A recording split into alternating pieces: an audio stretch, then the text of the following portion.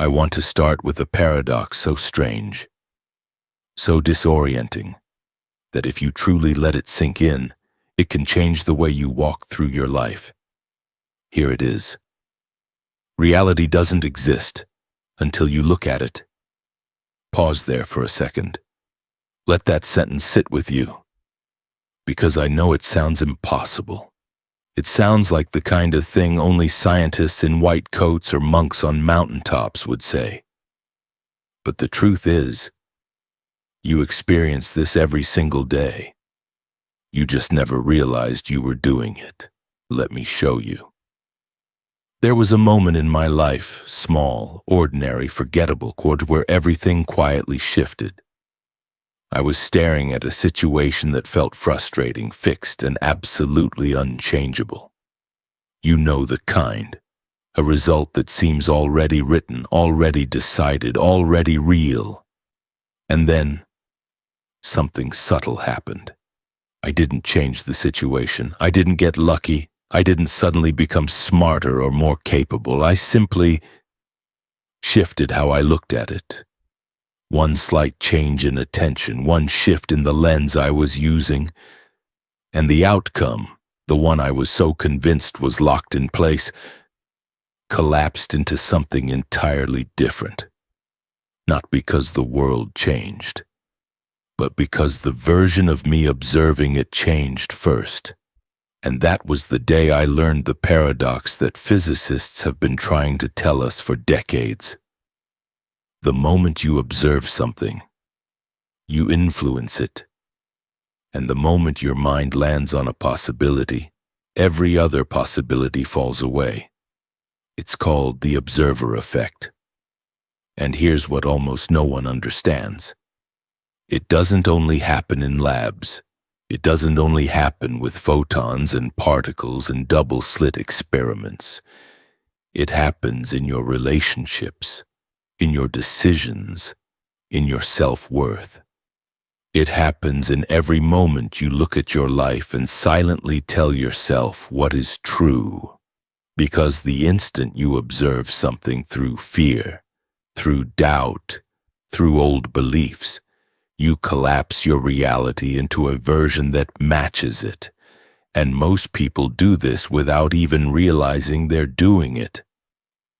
That's why the title of this video is a warning. If you ignore this, you're not just missing a scientific fun fact, you're shaping your entire life. By accident. You're collapsing into timelines you don't want, outcomes you didn't consciously choose, and patterns that repeat not because they're meant to, but because you're observing them from the wrong version of yourself. So before we go deeper, I want you to hold this one realization close. Reality isn't solid. It isn't fixed. It isn't waiting for you to discover it. It's waiting for you to look at it. And how you look determines what becomes real. Now let's open the door to the moment everyone forgets. The moment that shapes every timeline you'll ever step into. There's a moment in your life that almost everyone overlooks.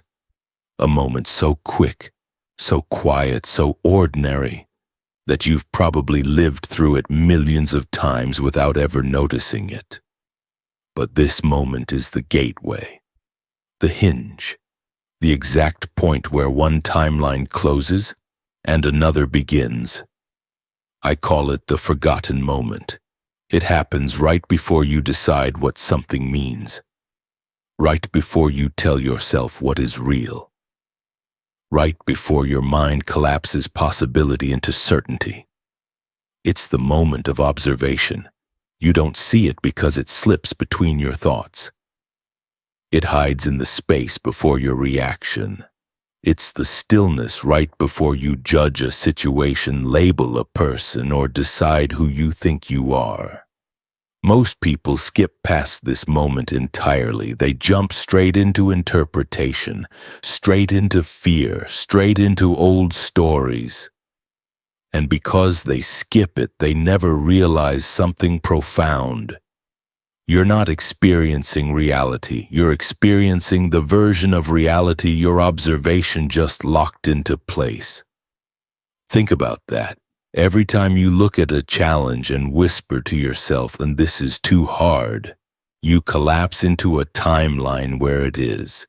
Every time you look at someone's silence and think, "They must be judging me," you collapse into a timeline where judgment becomes real.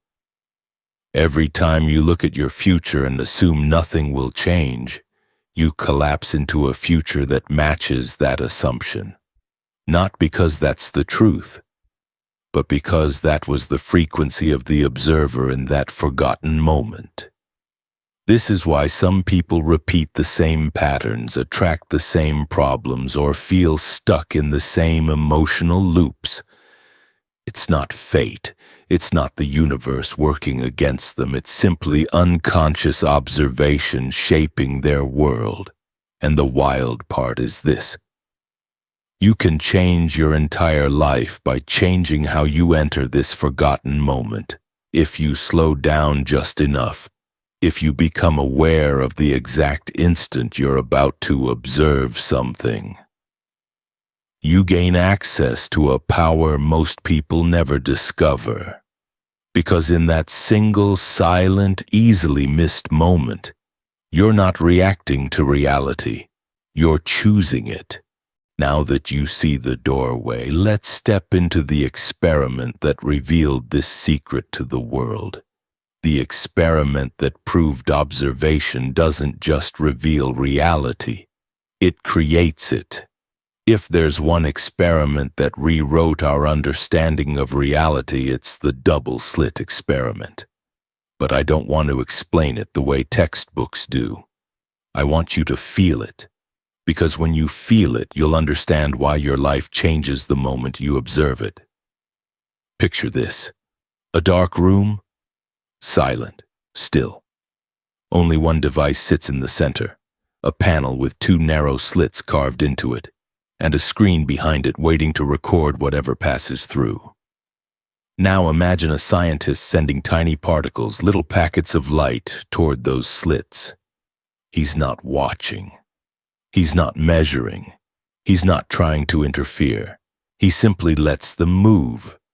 What shows up on the screen isn't a pattern of particles, it's a wave, a ripple. An interference pattern that says these particles are not behaving like solid things. They're acting like possibilities. They're not choosing a single path. They're exploring every path at once. In other words, without observation, reality stays open.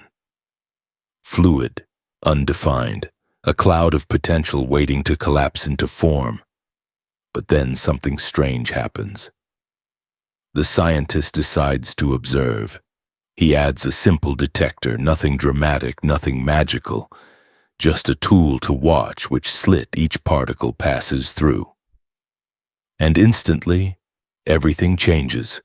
The interference pattern disappears. The wave collapses. The particles stop acting like possibilities and start behaving like solid objects choosing a single path. The only thing that changed was the act of looking. Let that land for a moment. When no one was watching, the universe behaved like potential. When someone observed, the universe became specific. It chose a form. And here's the part most people never hear. It's not the detector that changed the result. It's the observer. The moment information becomes known, the moment awareness collapses possibility into certainty. Reality reshapes itself. Now ask yourself this: if observation can change the behavior of particles, what does your observation do to the events, conversations, decisions, and moments in your life? Every possibility your future could take is like those waves on the screens, open, until you observe them. Your thoughts collapse them. Your expectations collapse them. Your emotions collapse them. And the version of you doing the observing decides which possibility becomes your reality. Most people think life is happening to them, but the double-slit experiment whispers a different truth. Life doesn't solidify until your consciousness touches it. Once you understand this, the old idea of a fixed, rigid, unchangeable reality begins to crumble, because the universe isn't waiting to show you what's real. It's waiting for you to decide what becomes real. For most of your life, you've been taught a simple idea: reality is solid, reality is fixed, reality is just the way it is. And maybe you didn't question it. Why would you? Everything around you looks solid. Walls look solid. Problems look solid. Other people's behavior feels solid. Your past feels the most solid of all. But once you understand what you learned from the double-slit experiment, that myth starts to fall apart. Because if the universe behaves like possibility when unobserved, and only becomes solid when looked at, then what does real even mean? Let me ask you something. Have you ever noticed how two people can live through the exact same situation, but walk away with two completely different realities? One person feels attacked, the other feels challenged. One sees rejection, the other sees redirection. One sees a dead end, the other sees a doorway. Same event, different observer, different reality. That alone should tell you something. Reality isn't objective, it's reflective. It reflects the state you bring into the moment. If you walk into life carrying fear, everything looks threatening. If you walk in with unhealed stories, everything feels personal. If you walk in with scarcity, every challenge feels impossible. But if you walk in with clarity, or intention, or even just a little bit of inner steadiness, the same situation suddenly opens, expands, rearranges itself, not because the external world changed, but because your observation changed the world you could see. This is the part people misunderstand. They think awareness is passive. They think looking at something is just looking. But your observation is active. It interacts, it influences, it shapes. Your mind isn't a camera recording what's there. It's a projector filtering, bending, and coloring the world through the lens of your beliefs, your frequency, and your identity. So when you say, "That's just the way things are," you're not describing reality. You're describing the version of reality you've been unconsciously collapsing into existence. And as long as you believe reality is fixed, you'll never bother to change the observer who's shaping it. So let's destroy the myth once and for all. Reality isn't solid, it isn't stable, it isn't predetermined. Reality is a responsive field, waiting for your observation to tell it what to become. Now that the illusion is cracked, we can finally look at the part people miss the most. It's not just that you observe. It's the frequency of the observer that determines the reality that appears. Now let's step into the part almost everyone misses. The part that turns the observer effect from a cool scientific fact into the most practical, life-altering tool you'll ever learn. Because here's the truth. It's not just that you observe reality. It's the frequency you observe it from that decides which version of reality shows up. I want you to imagine something. Picture yourself standing in front of a window. Outside there's a city, vibrant, alive, full of movement and possibility. But the glass you're looking through isn't clear, it's tinted. If the tint is dark, the world looks heavy. If the tint is scratched, the world looks chaotic. If the tint is colored, the world looks distorted. The window doesn't show you the city as it is. It shows you the city filtered through the lens you're looking from. And that's exactly how your observation works. When you observe from fear, the world rearranges itself into something threatening. Little problems look enormous, neutral comments feel like attacks. Uncertainty becomes danger, and without realizing it, you collapse into timelines filled with more fear. When you observe from doubt, opportunities slip through your fingers, not because they weren't there, but because doubt filtered them out before you could even see them. When you observe from old wounds, life keeps repeating the same emotional patterns, the same arguments, the same endings, because you're observing from a version of yourself still carrying the past. But when you observe from clarity, something miraculous happens. The world doesn't need to change. People don't need to change. Your circumstances don't need to shift. Your frequency shifts first. And suddenly the same moment reveals different paths, different meanings, different outcomes. Possibilities that were invisible at lower frequencies begin to show themselves. Because clarity collapses into clearer timelines, courage collapses into braver timelines, self-worth collapses into more expansive timelines, peace collapses into more stable, supportive timelines. The universe is responsive, alive, listening. But it listens to the version of you that is doing the observing.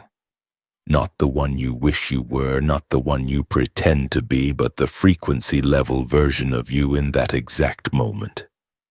This is why two people can look at the same situation and walk into completely different futures. Not because one is lucky and one is cursed, but because they're observing from different internal frequencies. Let me put it plainly. Your frequency is the instruction you give the universe before reality collapses into form. That means every moment of your life is not a test, but a mirror. Every timeline you step into reflects not what you deserved, but the energetic signature you observed from. And here's the empowering part. You don't need to control the world. You don't need to predict outcomes. You don't need to force timelines. You only need to change the observer, change the frequency. And the reality that responds to it will change too. Now that you understand the hidden mechanism behind how observation works, we can travel one layer deeper into the biology of it, into how your brain participates in the creation of the world you believe is out there. Now let's bring this down from the quantum world, straight into the biology sitting inside your skull. Because the truth is, your brain isn't showing you reality. It's showing you a prediction, a filtered, edited, personalized version of the world shaped by the frequency of the observer you learned about in the last section. And once you understand this, everything in your life will start to make sense. Let me show you how it works. Inside your brain, there's a system called predictive coding. It means your brain doesn't wait to see what's out there. It predicts what it expects to see, and then forces your senses to match that expectation. Think about that. Before reality reaches you, your brain has already decided what it thinks is true. So if your internal frequency is fear, your brain predicts danger. If your internal frequency is unworthiness, your brain predicts rejection. If your internal frequency is doubt, your brain predicts failure. And once your brain predicts it, you begin to notice only the pieces of the world that confirm that prediction. Which leads us to the next layer, the reticular activating system, the RAS. Your RAS is like the bouncer of a nightclub. It stands at the door of your awareness and decides what gets in. And here's the kicker, it only lets in what matches your internal frequency. So if you're carrying insecurity, your RAS will highlight every sign that someone might not like you. If you're carrying possibility, your RAS will highlight every door that's opening for you. Same world, different filter, different reality, and then there's the final layer. The confirmation loop. Once your brain predicts something and your RAS filters for it, your mind collects evidence that you were right. It becomes a self-reinforcing cycle, a loop that keeps collapsing the same timeline again and again until you mistake it for fate. This is why people feel stuck. Not because life is stuck, but because their neurology is looping the same version of reality. The brain isn't doing this to punish you, it's doing it to keep you safe, to make the world predictable. But predictable doesn't mean true. Predictable just means familiar. And when your inner frequency changes, your predictions change, your filters change, your loops change, and suddenly, the world shows you things you never noticed before. Not because they weren't there, but because your brain finally became capable of seeing them. So yes, you create reality with your consciousness, but your brain participates in the creation process every single second. Now that you've seen the biological side, let's open the door to the layer that ties it all together. The spiritual truth hidden beneath every quantum experiment and every neurological mechanism. You're not just observing reality, you're authoring it. By now, you've seen the quantum side and the neurological side. But there's one more layer, the layer that ties everything together, the part science is just beginning to touch. But your inner being has always known. Consciousness isn't just receiving reality, consciousness is creating it. And I want you to really feel what that means. You're not a passive witness, you're not a camera recording the world. You're not a character walking through a fixed script. You are the field from which reality arises. The awareness that shapes what form possibility collapses into. The author behind the scenes. Let me take you into this gently. Have you ever had a moment, maybe quiet, maybe sudden, where you sensed something before it happened? Where you felt a shift inside you, and then the world shifted to match it, where your inner clarity brought external clarity with it? That wasn't luck. That wasn't coincidence. That was consciousness leading matter. Because consciousness is the first movement. Matter is the echo. Everything you observe out there begins as a vibration in here. And the universe doesn't resist you, it reflects you. Not the version of you you talk about, but the version of you you are on the inside. If your consciousness is scattered, your world looks complicated.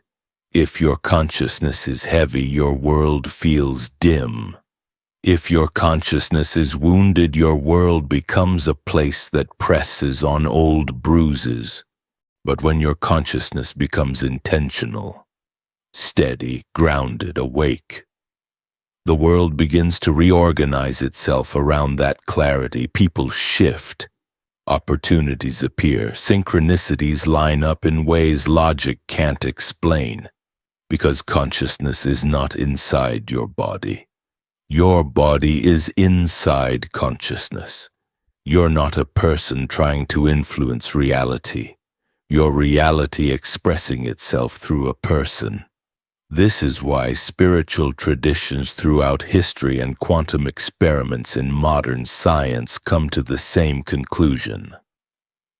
The observer and the observed are never separate.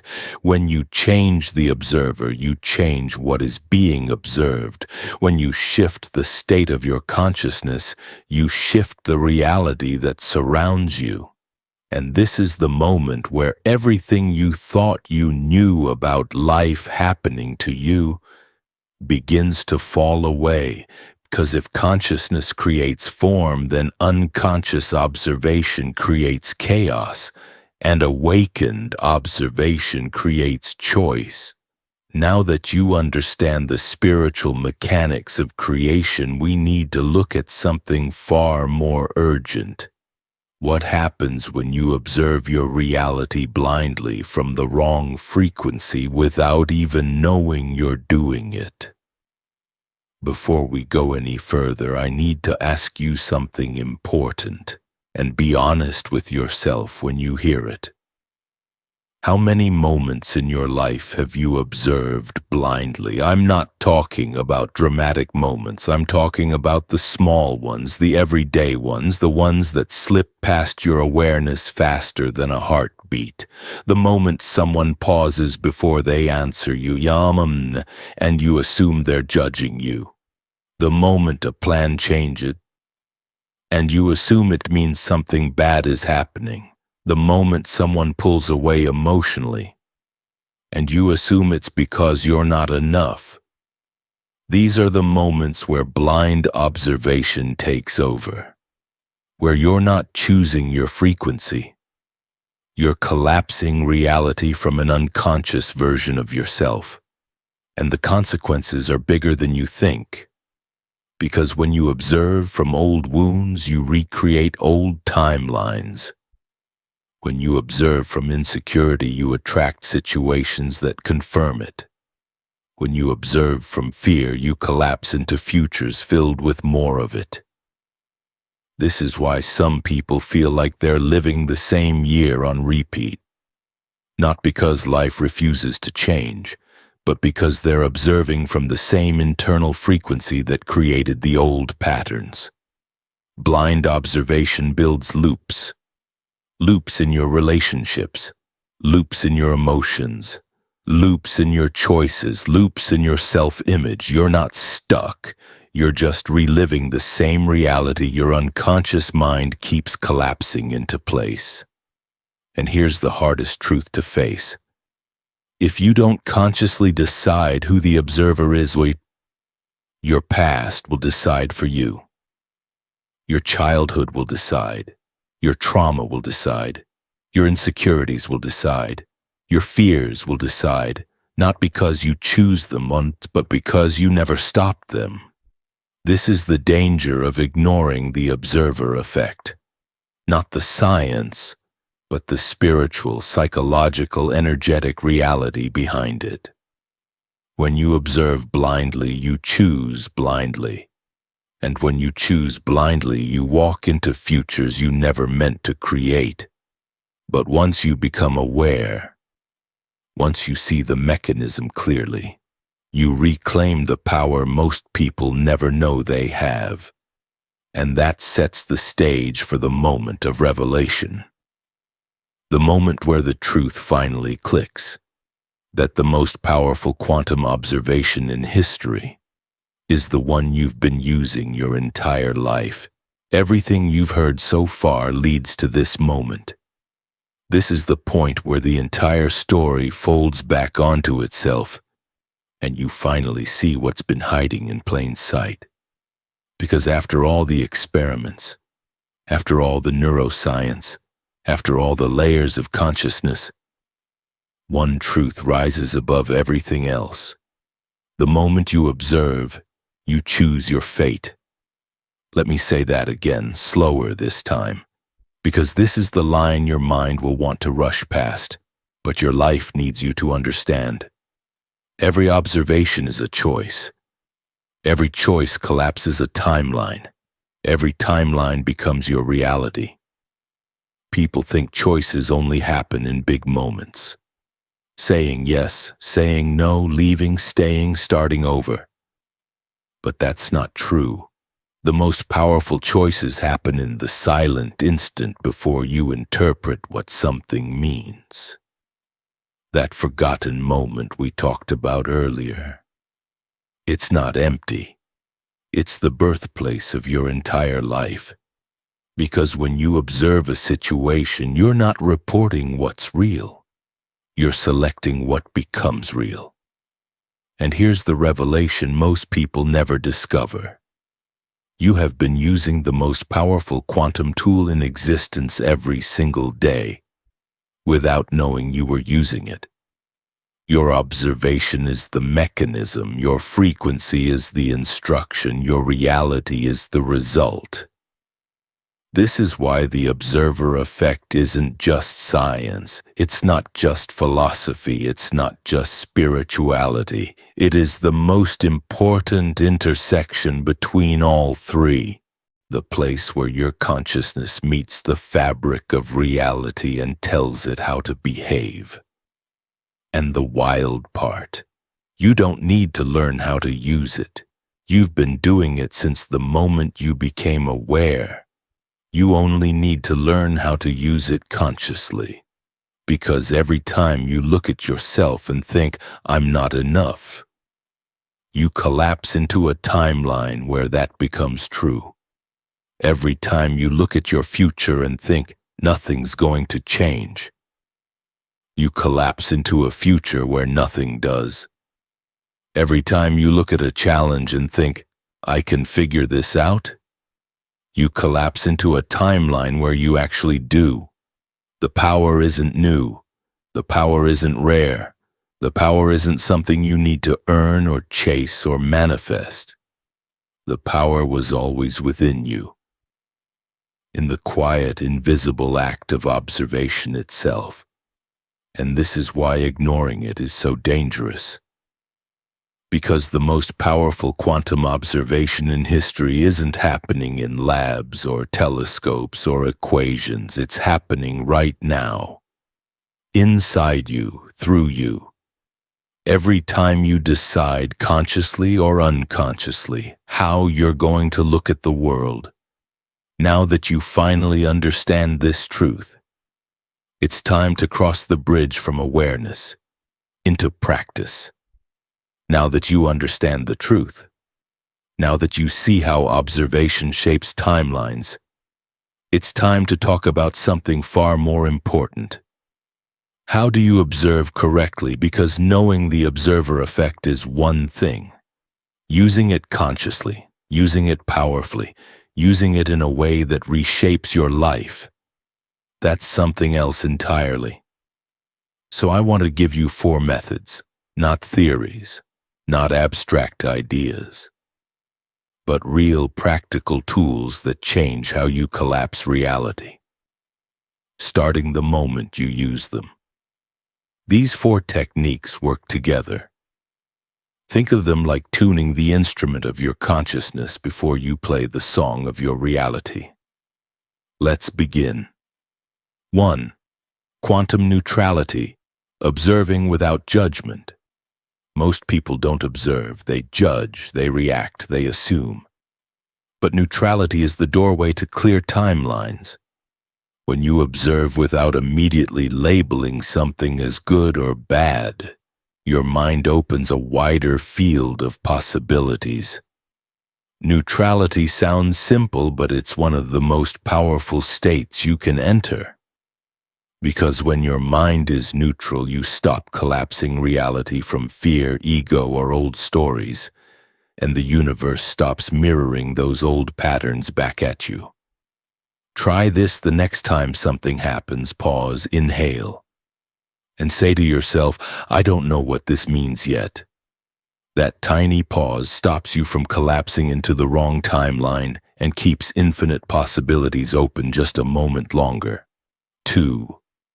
Frequency framing. Shift state. Before you look, this one changes everything. Most people try to change their reality while staying in the same emotional state that created it. It doesn't work. The frequency you observe from decides the reality you step into. So you must shift your internal state before you look at the situation, before the conversation, before the decision, before the reaction. Shift first, then look. You can shift through a breath, a minute of silence, a memory that brings you peace, or even reminding yourself, I choose clarity instead of fear. When you shift the observer, the observed shifts instantly. 3. Delayed reaction.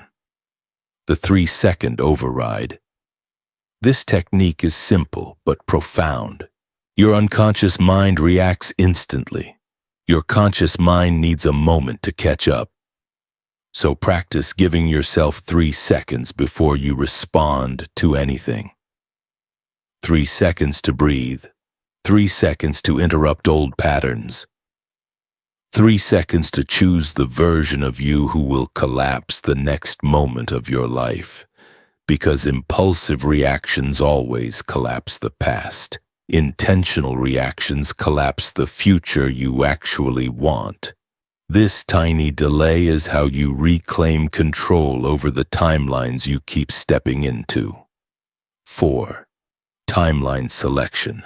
Which version of me is looking at this? This is the most powerful tool of all. Every version of you, though your fearful self, your confident self, your wounded self, your expanded self. Each one observes reality differently. So before you interpret anything, ask, which version of me is looking at this right now? If it's the insecure you, you know the timeline will shrink. If it's the fearful you, the timeline will darken. But if you shift into the wiser, calmer, more grounded version of yourself, and even if only for a moment, the reality you collapse will match that version. This single question breaks the illusion that you are stuck in one identity. It puts you back in the driver's seat of your consciousness and your future. And when you combine these 4 techniques, neutrality, frequency framing, delayed reaction, and timeline selection, your observation stops being unconscious. It becomes intentional, powerful, creative. You stop collapsing timelines you don't want and start choosing timelines that match the highest version of you.